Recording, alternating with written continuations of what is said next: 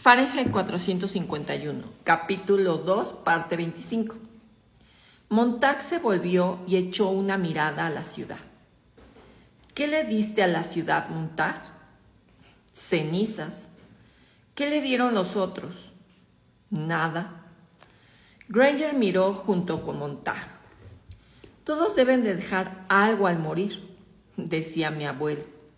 Un niño, o un libro, o un cuadro, o una casa, o una pared, o un par de zapatos, o un jardín. Algo que las manos de uno hayan tocado de algún modo. El alma tendrá entonces a dónde ir el día de la muerte, y cuando la gente mire ese árbol o esa flor, allí estará uno. No importa lo que se haga, decía, mientras uno cambie las cosas. Así, después de tocarlas, quedará en ellas algo de uno. La diferencia entre un hombre que solo corta el césped y un jardinero depende del uso de las manos, decía mi abuelo. La cortadora de césped pudo no haber estado allí.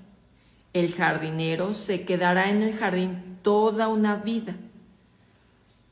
Granger movió una mano.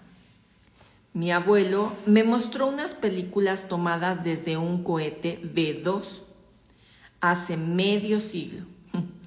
¿Vio usted alguna vez el hongo atómico desde 300 kilómetros de altura? Es un pinchazo de alfiler. Nada, con el campo alrededor. Mi abuelo pasó una docena de veces ese film y pensó que algún día las ciudades deberían abrirse un poco más y dejar entrar a la vegetación y al campo. La gente recordaría que aún quedaba un poco de espacio en la tierra y que podía sobrevivir en ese campo, que devuelve lo que se le da, tan fácilmente como si nos echaran el aliento o nos mostrara el mar para decirnos que no somos tan grandes. Si olvidamos qué cerca está el campo de noche, decía mi abuelo, algún día vendrá a recordarnos su terrible realidad. ¿Comprende?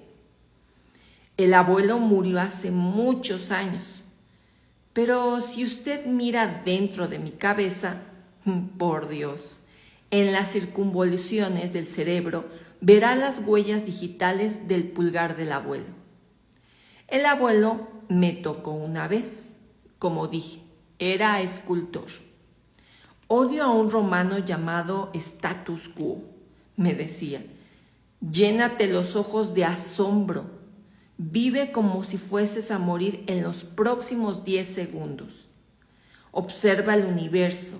Es más fantástico que cualquier sueño construido o pagado en una fábrica. No pidas garantías. No pidas seguridad. Nunca hubo un animal semejante. Y si alguna vez lo hubo, debe de ser pariente del perezoso, que se pasa los días cabeza abajo, colgado de una rama, durmiendo toda la vida. Al diablo con eso, exclamó Granger. Sacuda el árbol y que el perezoso caiga de cabeza. Mire, gritó Montag. Y la guerra comenzó y terminó en ese instante. Más tarde, los hombres que rodeaban a Montag no pudieron decir si había habido algo realmente. Quizá una luz y un movimiento en el cielo. Quizá los bombarderos habían estado allí. Y los cazas a 10 kilómetros, a 5, a 1 kilómetro. Durante un único instante, como semilla arrojada en el cielo por la mano de un gigantesco sembrador, y los bombarderos pasaron, terriblemente veloces y repetidamente lentos, sobre la ciudad en sombras. El bombardeo concluyó. Indudablemente, una vez que los cazas avistaron el objetivo y advirtieron a los bombarderos a 8,000 kilómetros por hora, la guerra solo había sido el rápido susurro de una guadaña. Una vez descargadas las bombas, nada quedaba por hacer. Ahora, 3 segundos más tarde, antes que las bombas tocasen el suelo, las naves enemigas ya habían dado media vuelta al mundo, como balas en las que el isleño salvaje no puede creer, pues son invisibles. Y sin embargo, el corazón estalla repentinamente en pedazos y vuela a los cuerpos, y la sangre se sorprende de verse libre en el aire.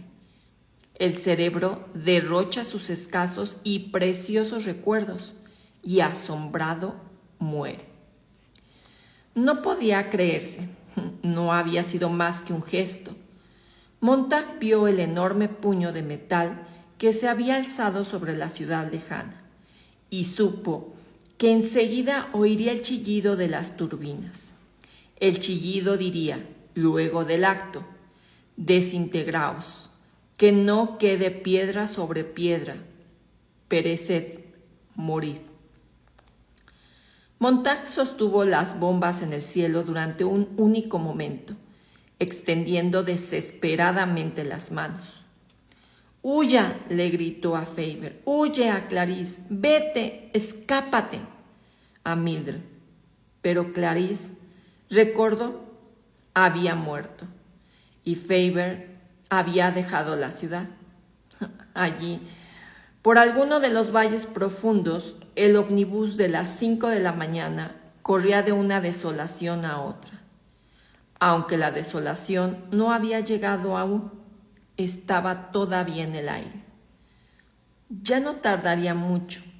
Antes que el ómnibus hubiese recorrido otros 50 metros, su destino no tendría sentido y su punto de partida dejaría de ser una metrópolis para transformarse en un montón de escombros.